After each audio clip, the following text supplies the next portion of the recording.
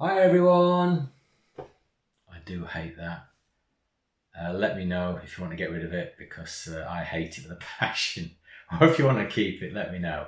I need to come up with something new as an intro. So the Ford Tri-Motor, I've been wanting to build this for some time and it's been ticked off. Bucket list, whatever you want to call it, it's done now. I've got loads of the old Airfix Series 4, I think it is. Sat in the dark in a box, waiting to be built, and they will be over time. That's what they're there for, not just a collector's piece, they need to be built.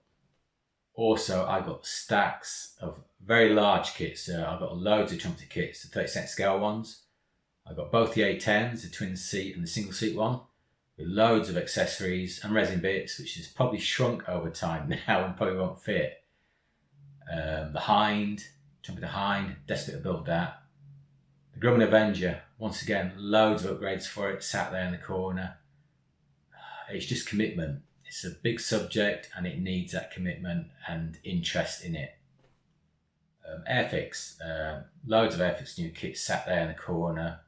Buccaneer, the 124 scale Spitfire, itching to build that. Once again, I don't want to start it and then find halfway through I've lost interest, which is always the issue with me. So what the next one is, I don't know. I'm looking forward to the Airfix release of the Bloodhound set. And also I'm pretty keen on starting, when I get my hands on it, the new Airfix Dingo. I think that's what it's called, the wheeled vehicle.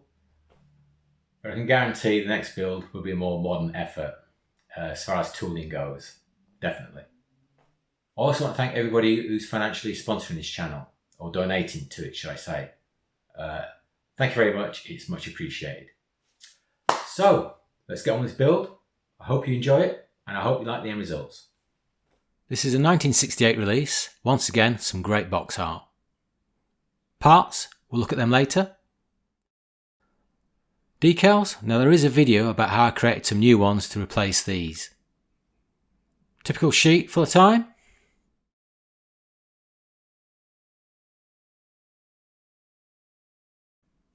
Just one scheme.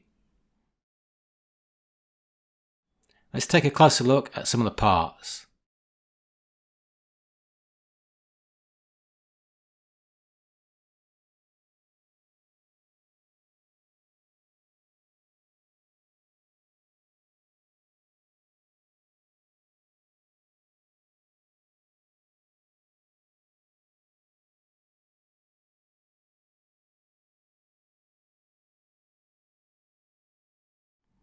The canopy looks like it's going to be a headache for me later on.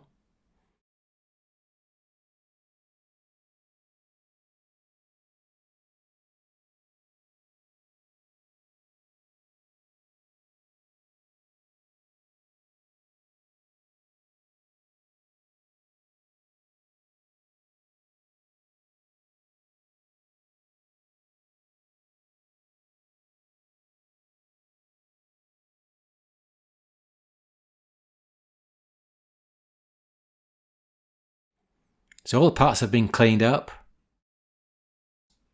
Whilst cleaning some of the parts up, I noticed how basic the front engine was, the exposed engine.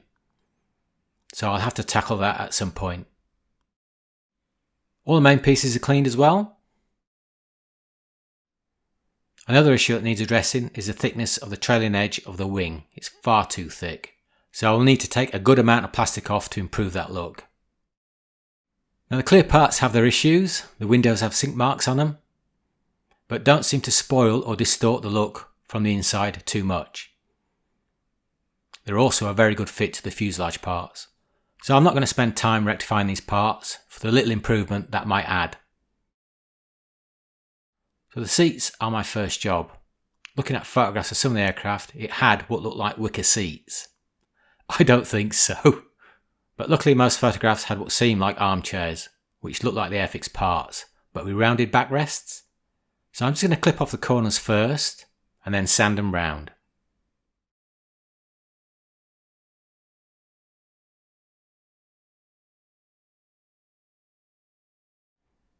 End up something like this. With all the seats modified, I'm going to add some black paint by brush underneath. While that's drying, I'm going to give the side windows one coat of this stuff by brush to brighten them up.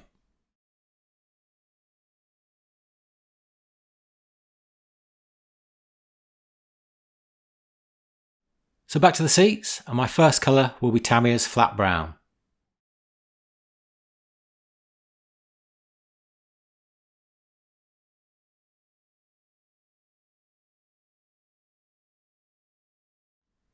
Then next I've added some khaki to that to lighten it up to add as a highlight to the seats.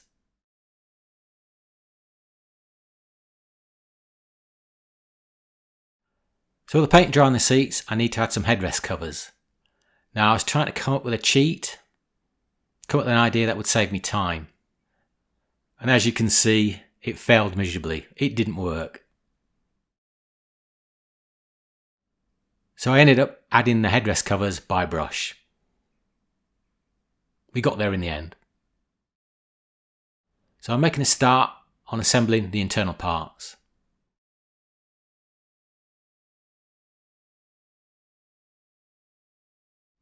And I'm just slightly cleaning the window openings here.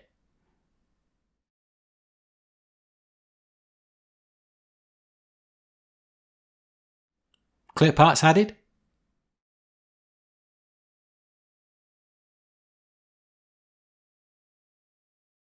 The inside of the windows are masked off. Now I could have painted the interior first and then added the windows later, but I want to make sure I got a good bond between the two parts. Also, these masks can be used again from the outside later on down the line. So all these parts here need some internal paint. Now I'm not 100% sure how much I need to cover, so I'm playing safe and covering all the areas. Now the interior is going to be a mixture of flat brown with some flat earth. Not that really matters, as it will all look very dark through those windows anyway.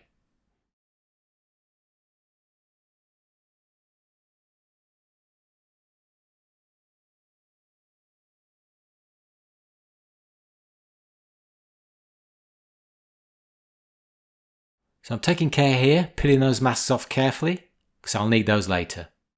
Now I had in my head to add some curtains inside, which looking at some photographs were tied back. I thought it would look good from the outside, but I came across some old black and white photographs which showed roller blinds. That caught me off guard. So I thought of having some blinds closed and some of them half closed, but decided against it. Visually it might look uneven and distracting. Keep it clean. The cockpit area is just dry brushed with light grey, and the yolks are painted with Vallejo's burnt umber.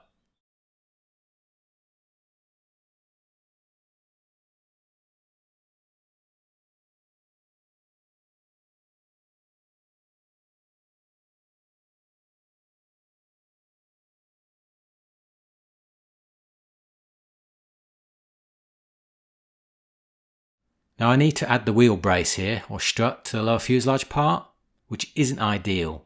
This dainty frame might get broken during the build.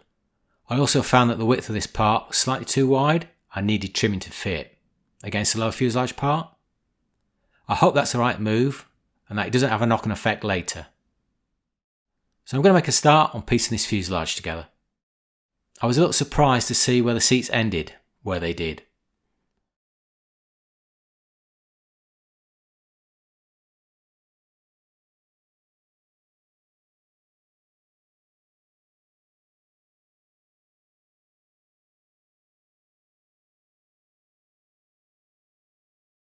Now I'm going to let the front glue go off first before I glue the back.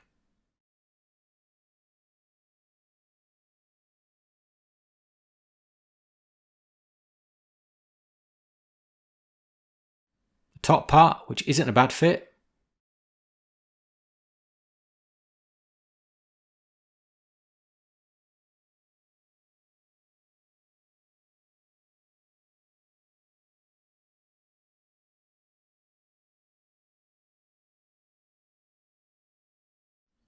The bottom part was a different story, took a bit of effort to fit.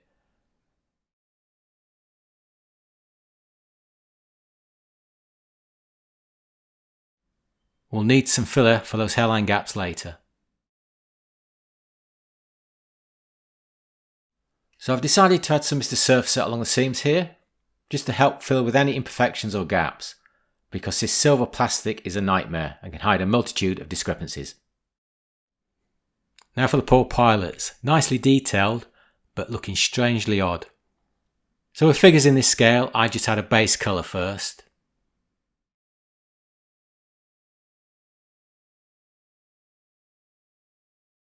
then a dark wash of this colour.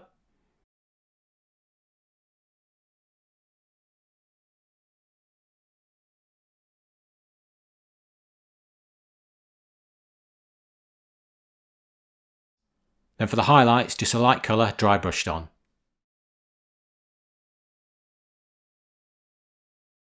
So while the paint is drying on those pilots, I'll tackle the wings, the trailing edges. The first thing I'm going to do is snip off the pins and the locating holes. This will make sanding easier as they will get in the way. So I'm using a 240 grit here. I wet the paper and the surface to stop the paper from moving around.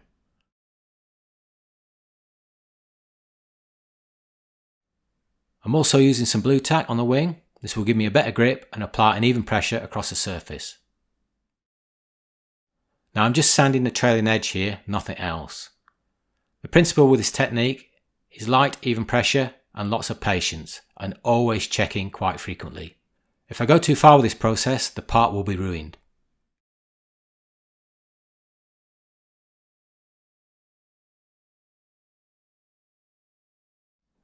So I hope you can see here the before and after. Now for the central part, always checking constantly, both parts must have the same amount taken off. I'll use the same technique for the lower parts.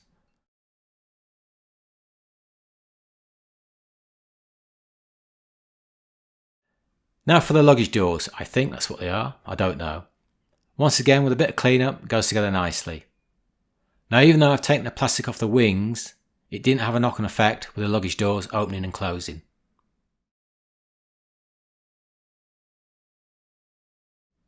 I've applied a black first, and then using a very dry brush, applied some Mr. Metal colour on it.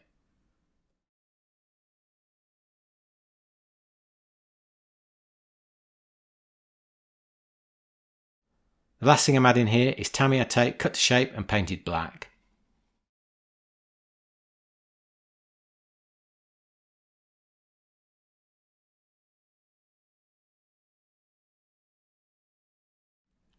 Nice thing about this, it hides those pesky pin marks very nicely.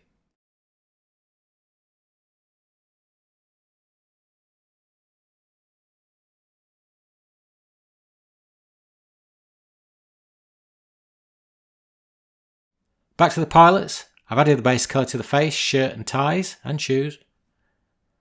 This is all sealed in with some Tamiya gloss, ready for a Flores black wash. So after a lot of dry fitting, I'm ready to assemble the wing. So I'm going to assemble the top parts first, concentrating on fit and finish at that joint. The rest will be secondary.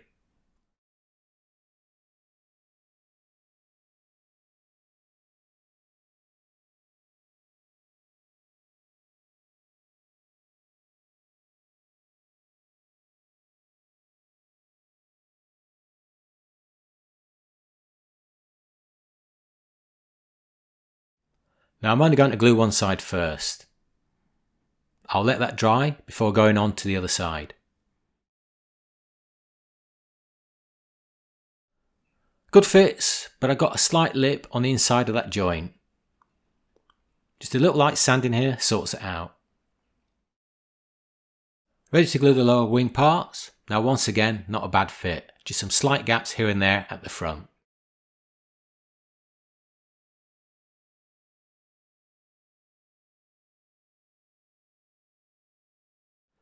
So I come to the part that I've been dreading, that canopy. This has some very bad marks on it, or should I say dents, for that's what they are. So I'm going to have a go at sanding out these imperfections on that canopy. Carefully, as the plastic is very brittle. So I'm going to start with a 600 grit, and then go to 1000 grit. Now I'm having to sand the inside as well as the outside part. So after a lot of effort and care, I still have that dent there as you can see, and a few other marks. So I am hoping that a dip in pledge might help it a little, but before I do that I need to progressively sand this part with polishing pads.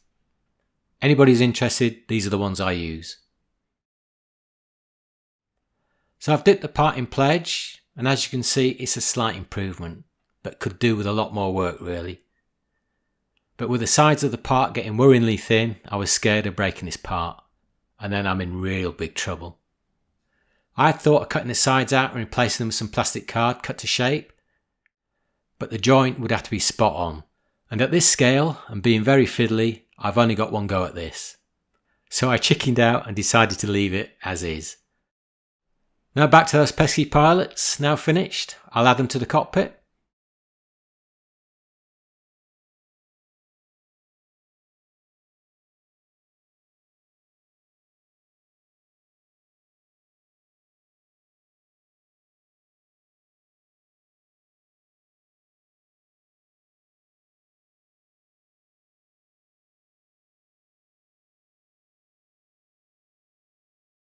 Now I was hoping to add the wing next, but I would have to put a lot of pressure or force on that brittle canopy to get it to fit. So the canopy had to go on first.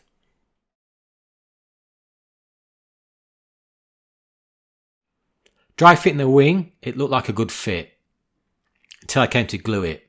I ended up with a gap at the top of the wing root. This was filled with plastic card, and obviously not the best area to have to fill. Other than that, no issues. The rear tail, now there are huge gaps around here, and thank the Lord, looking at photographs, that is the case. Okay, they may not be as big as the kit ones, but the gaps are there. Tail, anyone? The struts for the engine housing are next. There are 3 parts to add here, and unfortunately illustrations aren't much use in finding the orientation or location of these parts. They're very vague, as is the text. For me anyway. So after what seemed like an eternity dry fitting, I've glued the struts in place. I've dry fit this assembly to the wing. This will act as a jig while the glue dries. Here's a clearer look at the finished assembly. So as you can see here, a bit of cleaning up is required around these strut joints. I'm probably going to use Mr. Surfacer 500 for this. So the props. There is something seriously odd about them. They look the wrong way round and the pitch looks odd too. I don't think cutting each blade will solve the issue, or it might do, but I don't want to go down that road. I'd have to pin it all just to add some strength to those blades and to the hubs. So all I'm going to do is make sure the curve of the blade is facing forward. I did this by changing the pins round.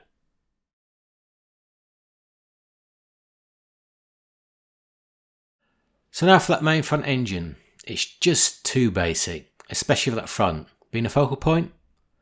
So I don't want to go overboard, that's not what this build is all about. So I'm just adding some plastic rod cut to length around the cylinder heads. Once these are dried and trimmed down to size, I'll then add Mr. Surfacer 500 by brush to help blend these rods in.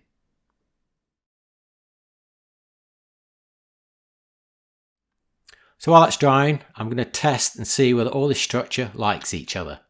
So I'm dry fitting it first. Yes, it looks all plumb and all connects properly. That is a stroke of luck. So I'm ready to start the main paint job, and I've masked off the canopy and used the existing mask for the windows. Now I was going to use a scheme that's on the box. It's only when I was looking for more info on that red leading edge that I found a picture of the tri-motor, not only with the red leading edge going quite a way back over the top of the wing, but I was surprised to find out that there was a dark blue covering the nose and the engine area. So this initially filled me with dread because of all that masking over that corrugated surface. If I get it wrong, it will stand out a mile, never mind the issue with bleed. But if that's what it is, that's what it is. So I've just given the whole surface a coat of Tamiya light grey, just to spot for any imperfections first. Because by adding a metal effect, any imperfections will stand out a mile.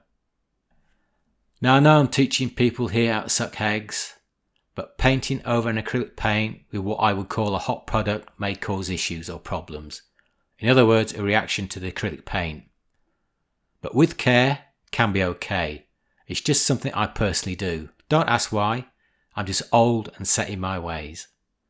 So in other words, a light coat of acrylic paint that has dried thoroughly, and then with AK's extreme metal applied in very light coats, I should be fine. So for my base colour, I'm using a mixture of AK's white aluminium mixed with some matte aluminium. So I've left that AK's aluminium to dry properly overnight. And here I'm just masking off, ready to apply some Tamiya white for that homemade logo decal later.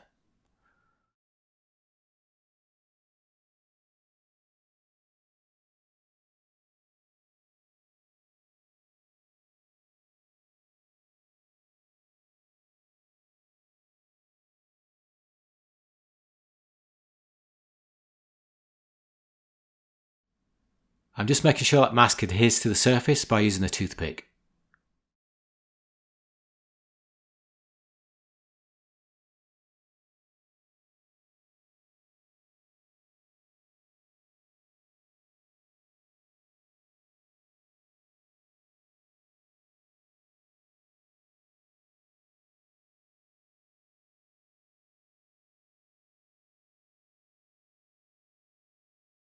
Now for that red leading edge. Not only do I have to get this straight-ish, I have to make sure that the mask is conforming to that surface properly. Toothpick once again.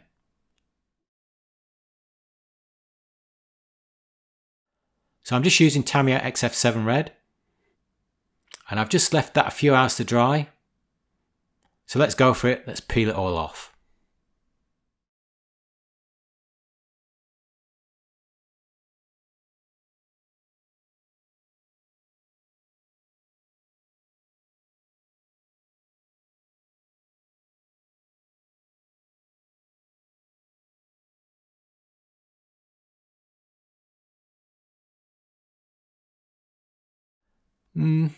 Yeah, it's okay, it's fine. Now for the dark blue, for the nose, and these assemblies. So rather than try and use thin strips of Tamiya tape cut to shape for the curves, I'm using some tracing paper. I'm going to draw an outline of the area to be masked off, and then use that as a template to cut out a mask.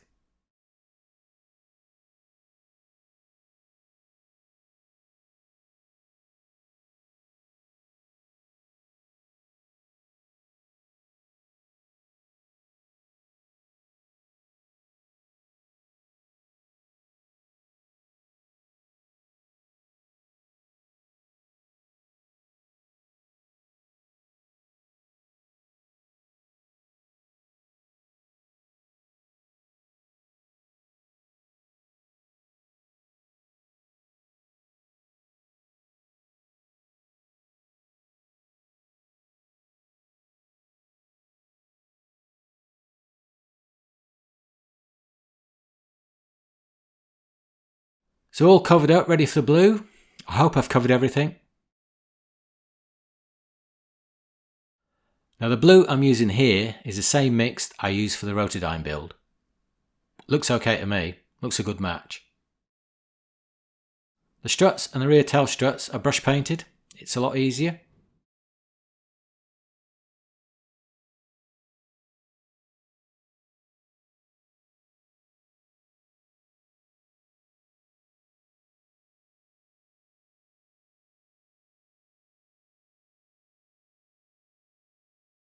The homemade decals I'm ready to add on soon, oh joy, but before I can do that I need to prep the surface.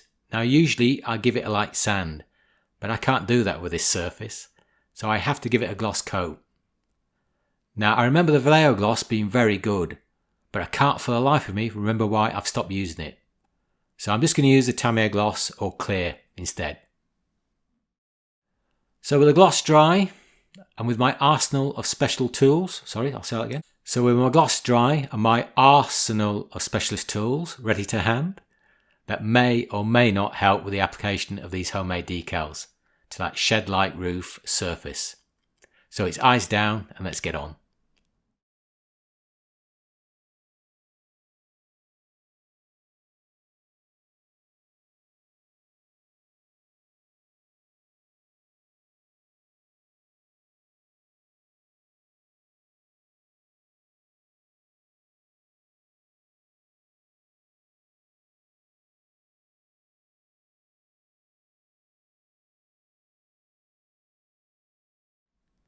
Now I'm being careful here, as sometimes the decal can attach itself to this plastic sheet. So with a few decals I had to add, they're all down now, having used microsol and everything under the sun to get them to seat. I'll leave them to rest and dry before giving them a light wipe to clean off any residue. So with most of the work done, I can concentrate now on the peripherals. Now those blades have come back to haunt me. I should have cut them off, pinned them, and then changed the pitch. I think it would have been 45 degrees. Never mind. The wheels, the mudguard added, very nice fit. The prop engine assembly is finished. Now for the exhaust we get 3 parts here, and the long blue one is an option, you don't have to add it, but it's what they call a cabin heater. The heat from the underneath must have spread through to the cabin. The rear struts are replaced with plastic rod as the kit parts looked far too bulky.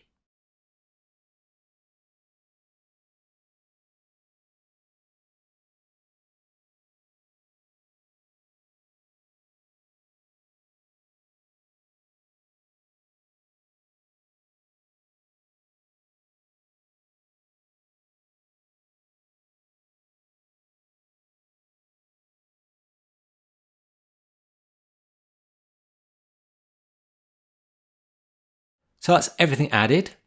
Just going to let it sit there and dry properly before I take any pics. Now the undercarriage looks very flimsy, very fragile. Especially at the very end, I broke one of the wheel struts off from the fuselage. The front engine assembly with the exhaust stack was very fiddly, but with care fits very well. So this kit isn't about the closer, finer detail. There isn't any. This is not what this build is all about. It's about creating an overall impression, and I hope I've done that. So I hope you've enjoyed this blast from the past. There will be others in the pipeline at some point. I've got stacks of them to build. But I think the next build will be something a lot more modern as far as tooling goes. So I hope you enjoy the pics, and I do hope to see you later.